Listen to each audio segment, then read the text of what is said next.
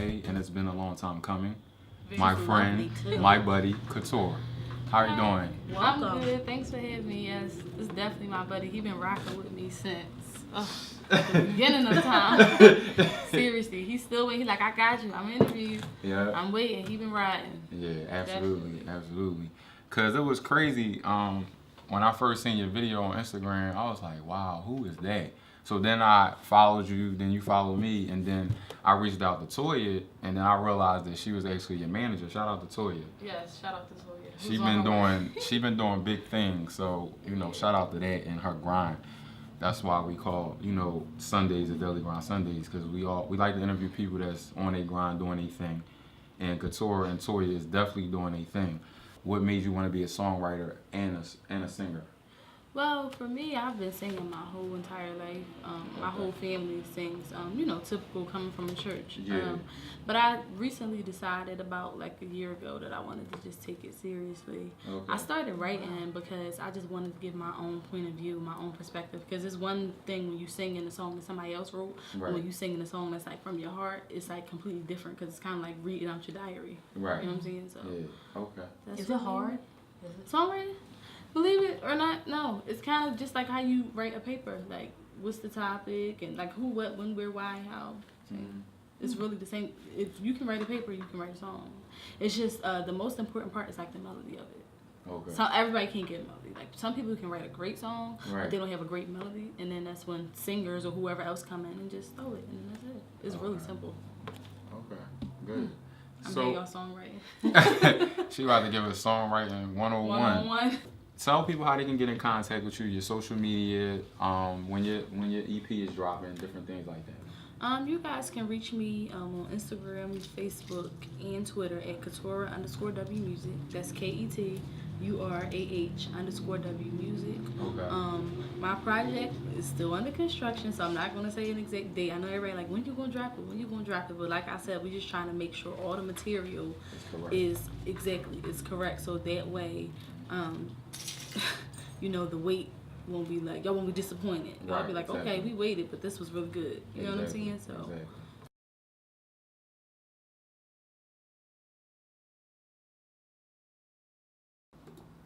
Welcome back to DG Radio. It's your boy DJ Bugsy, and I have Gogo Morrow. Sorry, Gogo Morrow in the building. Appreciate you coming out. No problem. To talk to us having me. About your career and your music. Just to start off, how did you get started?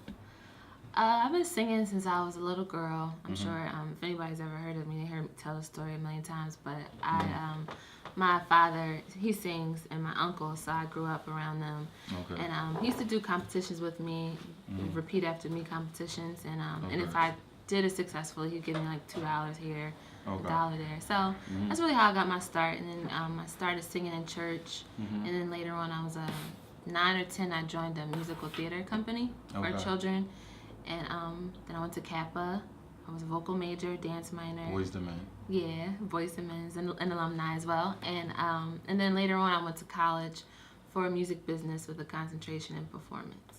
So talk a little bit about the Lady Gaga experience, because that had to be something tremendous to do that. I mean, it was definitely unexpected for me at that time. I don't think I was necessarily prepared for it. I mean, well, I guess I was prepared in the long run my whole life, but it happened so fast for me that my life just changed in like a matter of a week or two. And but prior to me going out on the road with her, I was still in school. I worked at Def Jam. Okay. And I got my internship there, and I stayed there longer than I was supposed to because I wanted to be in the company. So when I graduated, I thought I was going to get a job, and they ended up firing like 500 people that year. So I didn't get a job. So I was like, all right, well, what do I do now? And I knew I always loved music. Right. And I loved singing. I had a group with my sisters, but I wasn't quite sure if I knew I wanted to sing. I wanted to have that platform, but I wasn't sure if I could. Not necessarily that I didn't want to, but I think I was scared to do it. Talk a little bit about your project and how that's come along, and when can we expect your first debut? Yeah, my producer, rap 1220. You know, he produces primarily most of my things. We do the writing and everything together. Okay. But we've been working for a while on a really good project, and over the last 2 years, it's kind of morphed into something different. So we're still creating. Like, you know, Okay. I have probably like 2 albums worth of music at this point, or maybe more. Okay. But to me, I probably don't, because I'm growing up. I'm getting older. Yeah. Different situations. The things I'm writing about and singing about are different. Okay. So it's just a hard thing to decide what to put out, because I'm constantly evolving. Growing. Yeah, I'm constantly evolving. So when I do put out this project, hopefully this year, it's gonna be great. It's gonna cover a lot of bases, and it's gonna be really relatable to women and men and anybody who has a dream, or anyone who's gone through relationships, or anything that is prevalent in my life, I write about. So. But you can let everyone know how they can get in contact with you, your social media, how they can get your music, let the fans and the people know that's listening how they can get in contact. Yeah, you can follow me on Twitter, Instagram at Gogo Morrow, GOGOMORROW, Facebook, www.facebook.com/GogoMorrow, and my website, www.gogomorrow.com, and if you just go on iTunes, I have 6 singles out right now. My latest single is called "I Like That." I put it out in January. We're getting ready for a new release in the next month or two too. But if you go on iTunes, you type in my name, all my music will come up. So you guys can just do that.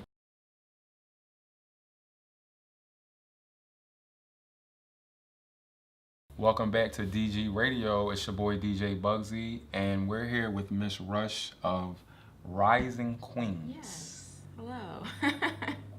We was trying to wait for the executive director to come, but unfortunately they didn't get here yet. So we're going to move forward with the interview.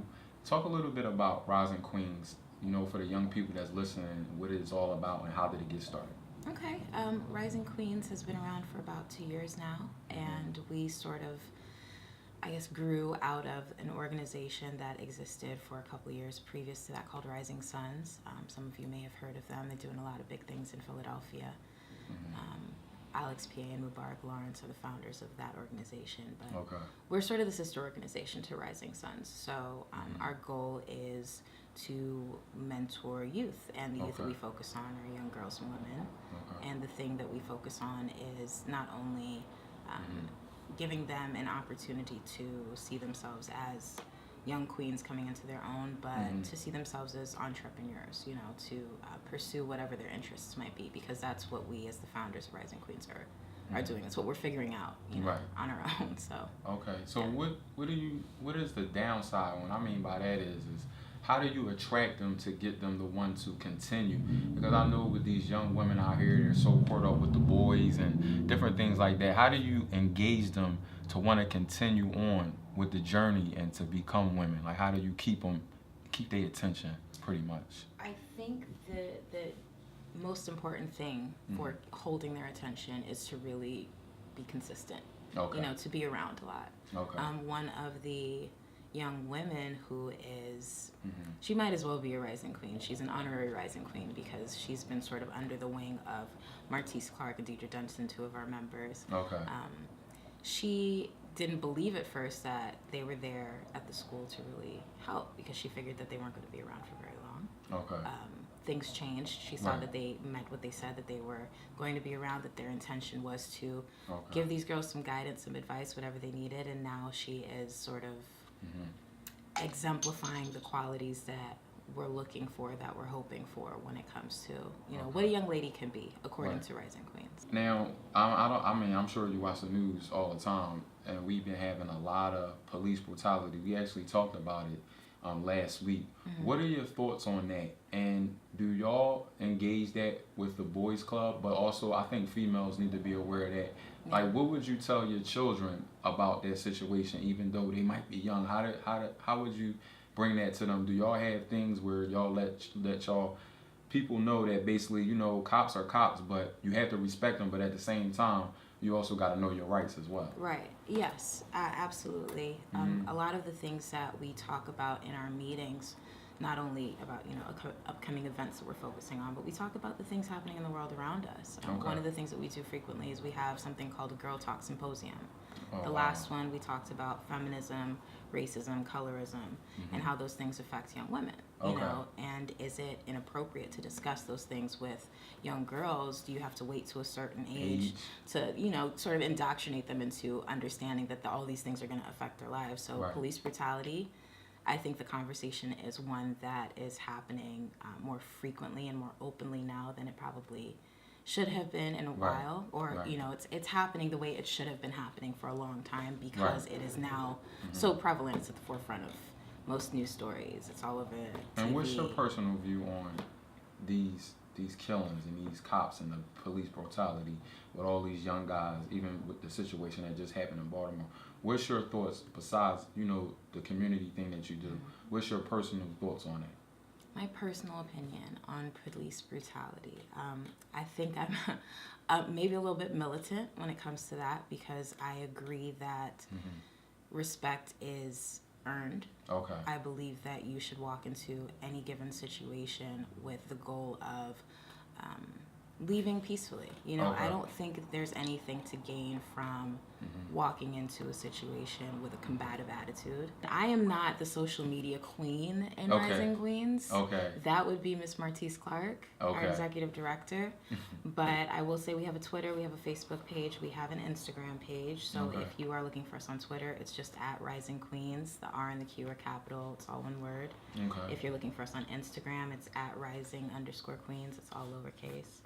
And Facebook, if you just look up Rising Queens, you will find us. You can get information about upcoming events, past events, newsletters that we have, distribution, partnership events, or other events that we're supporting from other nonprofits that we work with or partner with. So it's all there if you want to find us.